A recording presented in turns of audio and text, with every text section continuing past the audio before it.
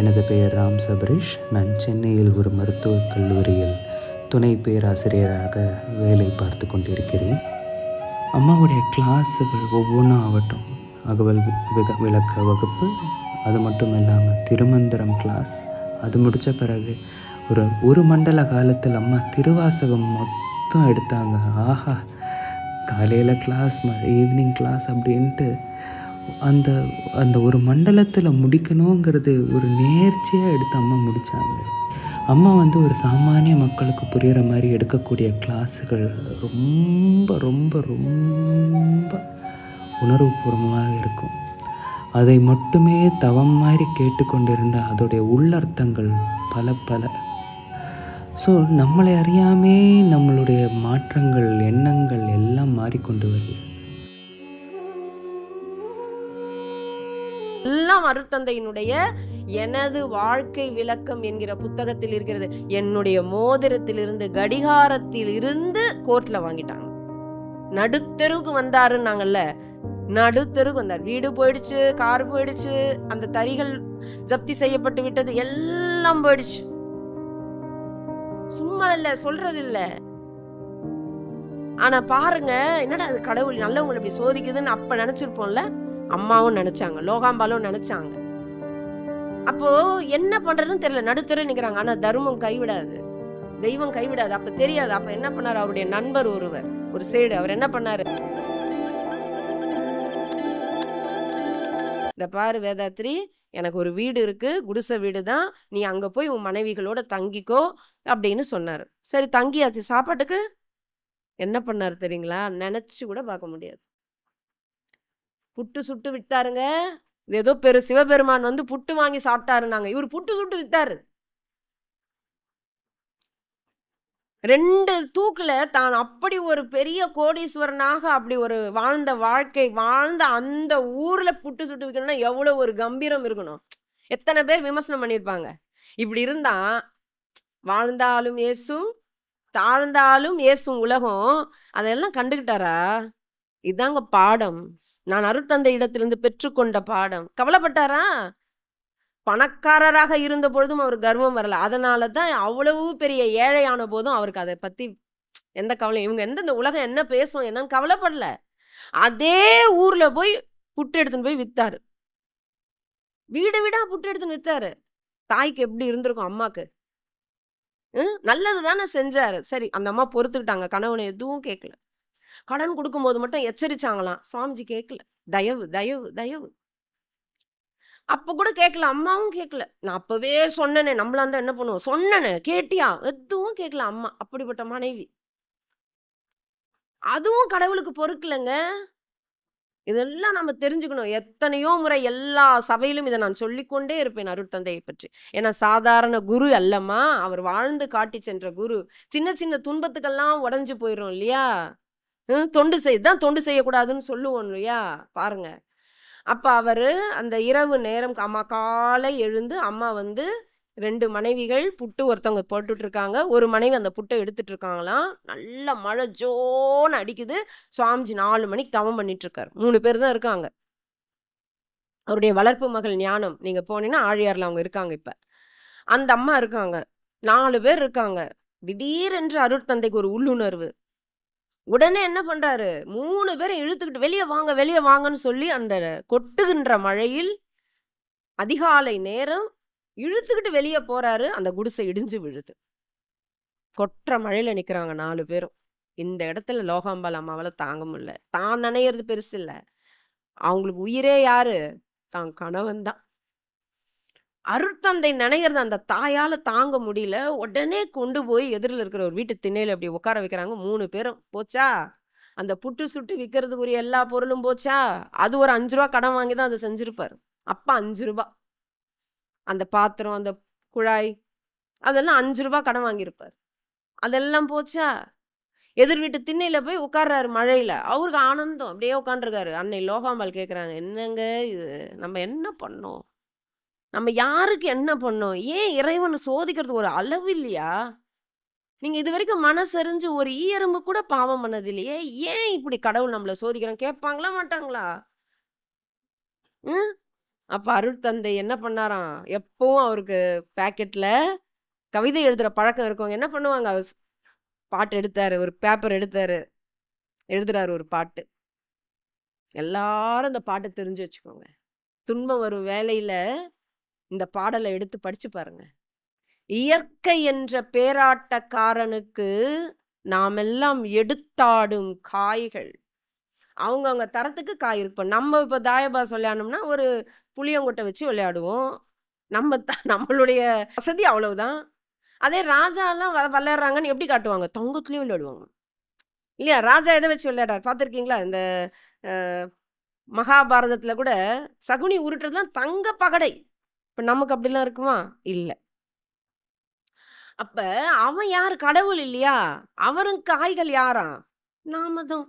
நம்ம குழந்தைங்கள்லாம் கேட்கும், அவன் ரொம்ப தான். ஏன்னா திருவிளையாடல் திரைப்படத்தில் அந்த முருகன் கேட்பான் பாரு, அப்பாவின் சோதனை எல்லாம் பக்தர்களோடு நிறுத்தி கொள்ளக்கூடாதா, எங்களிடமும் காட்ட வேண்டுமா இல்ல என்னிடமும் காட்ட வேண்டுமான்னு. அவர் சோதனைகள்லாம் யாரு? பக்தர்கள் தான்.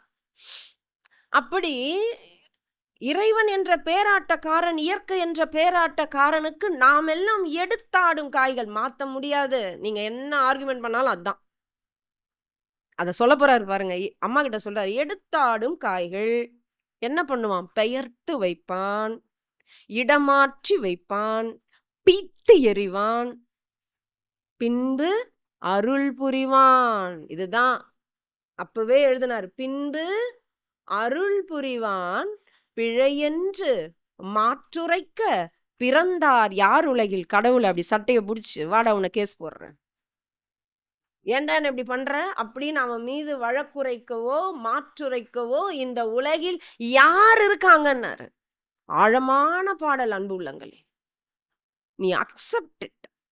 அவர் ஒத்துக்கிட்டாரு, அதை ஏத்துக்கிட்டாரு. இன்னவோ பேராட்டக்காரன் என்னை இப்படி செய்கிறான், நான் என்ன பணத்தோடையா பிறந்தேன், என்னை கொண்டு வந்து நிறுத்தினான்ல.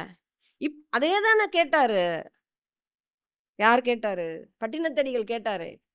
எப்பா நன்றே செய்தாய், என் செயலாவது யாதொன்றும் இல்லை ஈசனே, இதுவும் உன் செயலே என உணர்ந்தேன்னு சொல்லி அவரை ஒரு முத்துமாலை திருடியதற்காக பத்திரகிரியார் கழுமரம் ஏற்றும் போது சொன்னார், யான் பிறவி எடுத்து செய்த குற்றம் எதுவுமே கிடையாது, பாவம் எதுவுமே இல்லை, நான் முன் செய்த பாவ வினை வந்து மூண்டதுவோ என்பார். நான் எதுவுமே பண்ணலப்பா, என் செயலாவது யாதொன்றும் இல்லை ஈசனே, இதுவும் உன் செயல் என்றே உணர்ந்தேனார். அது மாதிரி அருட்தந்தை என்ன சொன்னாரு? பிழை என்று மாற்றுரைக்க பிறந்தார் யார் உலகில். இது போன்று துன்பம் வரும் வேலையில் இப்படி சிரிங்க, சிந்திங்க. இது போல எத்தனை இடங்களில் அவருடையது. அப்ப அந்த தொண்டு செய்ததற்கு இறைவன் என்ன செய்தார்? பின்பு அருள் புரிவான். புரிஞ்சாரா இல்லையா? மணிமண்டபம் பேசும், இந்த பக்த கோடிகள், இந்த சிஷ்ய கோடிகள் பேசும். அருள் புரிஞ்சாரா? யாருக்கு கிடைக்கும் இந்த பாக்கியம்? அவருடைய சமாதியில் மணிமண்டபத்தில் 1000 பேர் அமர்ந்து தவம் இயற்றுகிறோம், குருவாக போற்றுகிறோம். அவருடைய பிறந்த நாளை ஒவ்வொரு இடங்களிலும் கொண்டாடி கொண்டிருக்கிறோம். இப்போ அவருடைய மகா சமாதி தினம் வர இருக்கிறது. யாரும் இரத்த சம்பந்தம் உடையவர்கள் இல்லை. அருட்தந்தை அவர்கள் 2006ஆம் ஆண்டு மார்ச் 28 மகா சமாதி அடைகிறார்கள். நண்பகல் 12:20 மணிக்கு செவ்வாய்க்கிழமை. அதற்கு முந்தைய 3 மாதங்களுக்கு முன்பு ஜனவரி 1ஆம் தேதி, அதே 2006ஆம் ஆண்டு, யூடியூப்ல கூட போய் போடுங்க, அவருடைய சொற்பொழிவு இருக்கிறது. அதுல அழுதுகிட்டே பேசுவார். அதுல சொல்லுவாரு, சில பேர் என் மனைவிடத்துல கேட்டாங்க, உங்களுக்கு என்கிட்ட கேட்டாங்க, உங்களுக்கு குழந்தைங்க இருக்கான்னுட்டு. அவர்கிட்ட கேட்டாங்களாம். அப்ப அம்மா லோகாம்பாள் இருக்காங்களாம் பக்கத்துல. சுவாமிஜி சொன்னாராம், எனக்கு குழந்தை இல்லைன்னாராம். உடனே அம்மா சொன்னாங்களே, எப்படி இப்படி சொல்லுவீங்க, நமக்கு எத்தனை குழந்தைங்க இருக்குன்னு சொன்னாங்கன்னு அழுவாரு. நீங்கள்லாம் தான் என் குழந்தைங்க. இப்ப நிரூபிச்சிட்டாங்களா? ஒவ்வொரு இல்லத்திலும், ஒவ்வொரு சபையிலும், ஒவ்வொரு மன்றத்திலும் அவருடைய பிறந்த நாளை தன் தந்தையின் பிறந்த நாளை கூட கொண்டாடுவாங்களான்னு தெரியாது. இனி வரக்கூடிய எத்தனை வருடங்கள் ஆனாலும், 100, 1000 வருடங்கள் ஆனாலும் அருட்தந்தையினுடைய பிறந்த நாளும் மகா சமாதினம் மறுக்க முடியுமா? அப்ப இறைவன் செஞ்சாரா? என்ன செய்தார்? தொண்டு செய்தார். ஆனால் தொண்டு செய்தும் எனக்கு இத்தனை துன்பம் கூட அந்த துன்பத்தை கண்டு இறைவனினுடைய சோதனை ஏற்றுக்கொண்டார். கடவுள் நல்லதுதான் செய்வாரு. எந்த துன்பம் வரினும் எதிர்நோக்கி நிற்பாயேல் துன்பங்கள் தோல்வி உறும், இன்பங்கள் மிகுதிப்படும்னு சொன்னவர் அருட்தந்தை அவர்கள். அப்ப என்ன பண்ணணும்? அருட்தந்தை இப்ப சொல்றேன். அவர் எவ்வளவு சம்பாதிச்சார்? அவர் 25% கொடுத்தார். அதுக்கப்புறம் மொத்தத்தையும் கொடுத்தார். ஆனா, தன்னுடைய சீடர்களுக்கு அத அவர் சொல்லல. அவர் சொல்றாரு, "நீ 1,00,00,000 ரூபாய் உனக்கு சம்பாதிக்கணும்னு ஆசையா? சம்பாதி."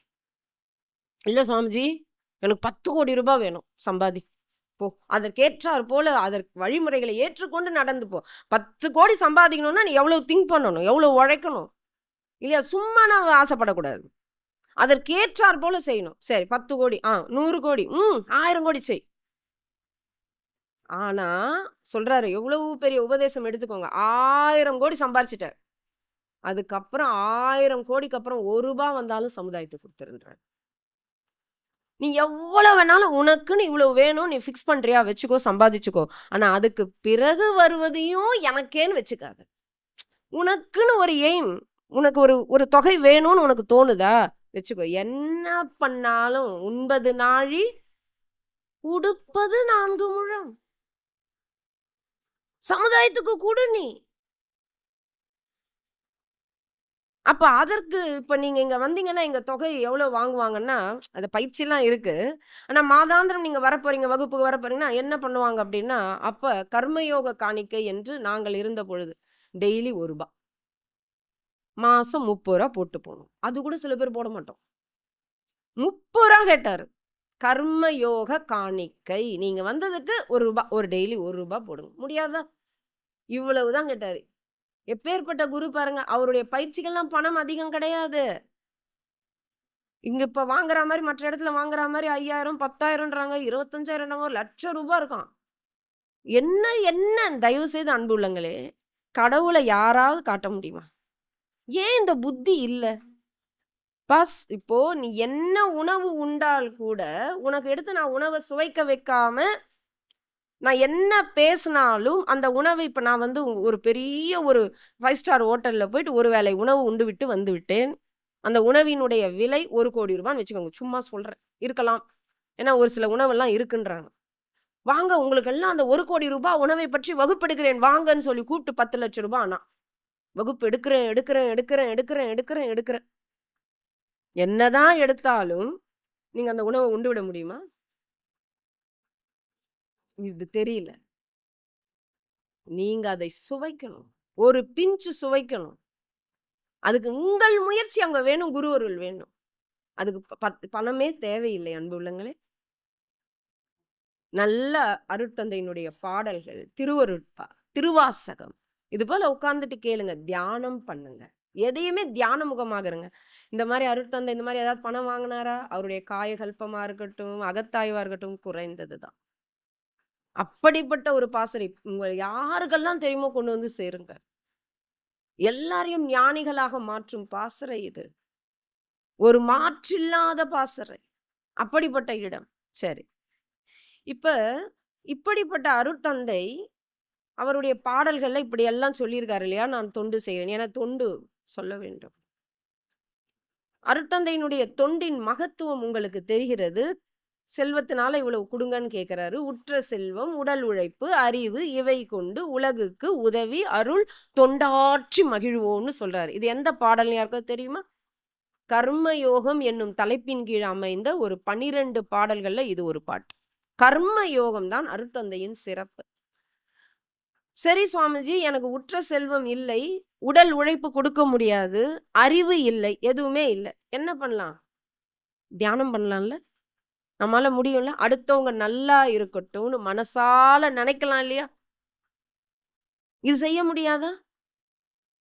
நம்ம எத்தனை பேர் சில பேரை கொஞ்சம்னா சபிச்சிரும், கோவிச்சுக்கிறோம். யார்கிட்டையும் கோவப்படாம இருக்கலாம் இல்லையா? ஏன்னா உலகமே பத்திக்கிட்டு எரிஞ்சிட்டு இருக்குமா, நாம வேற ஏன் பத்திக்கிட்டு எரியணும்? கோவப்படாம இருக்கலாம் இல்லையா? அருட்தந்தைக்கு கொடுக்கிற குரு காணிக்கை எது? ஒரு குருவினுடைய பெருமை அவருக்கு இப்ப ஆயிடுச்சு. அவருக்கு சமாதி வந்துருச்சு. அவருக்கு பெரிய ஒரு சீடர்கள் உருவாயிட்டாங்க. ஆனா இனி அவருடைய பெருமை ஒவ்வொரு சீடரும் அவர் போல மாறணும். மனவள கலையில் எத்தனை பேர் ஞானிகள் உருவானார்கள் அப்படின்னு காட்டணும். அது என்ன காட்டும் அப்படின்னா குரு பக்தி.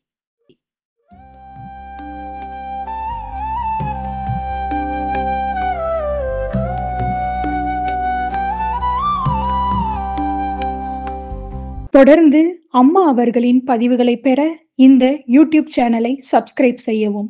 மேலும் விவரங்களுக்கும் அம்மா அவர்களின் நேரடி மற்றும் இணைய வழி வகுப்புகளில் கலந்து கொள்ள டிஸ்கிரிப்ஷனில் உள்ள தொலைபேசி எண்ணை தொடர்பு கொள்ளவும்.